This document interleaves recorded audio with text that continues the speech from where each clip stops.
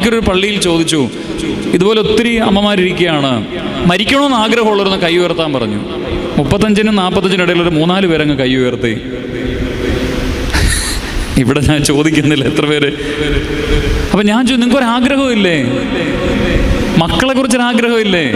നിങ്ങൾക്ക് നിങ്ങളെക്കുറിച്ച് സ്വപ്നങ്ങളില്ലേ?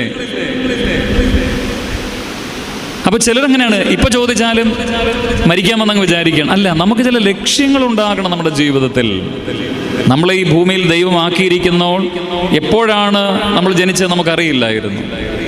ദൈവത്തിൻ്റെ ഹിതമായിരുന്നു. എപ്പോഴാണ് മരിക്കുന്നതെന്നും വിശുദ്ധന്മാർക്കറിയാം, ശുദ്ധിമതികൾക്കറിയാം. നമുക്ക് അത്രത്തോളം അറിയാൻ പറ്റിയാൽ അതൊരു പ്രാർത്ഥനയാകണം. അതറിയാൻ പറ്റുമെങ്കിൽ ഭാഗ്യമാണ്, പരിമല തിരുമേനിയെ പോലെയൊക്കെ.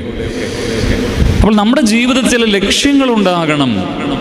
അത് നമുക്ക് നമ്മുടെ കുഞ്ഞുങ്ങൾക്ക് വേണ്ടി മാത്രമല്ല, ലോകത്തിൻ്റെ നന്മയ്ക്ക് വേണ്ടി കൂടെ ചില ലക്ഷ്യങ്ങളാണ്. നമുക്ക്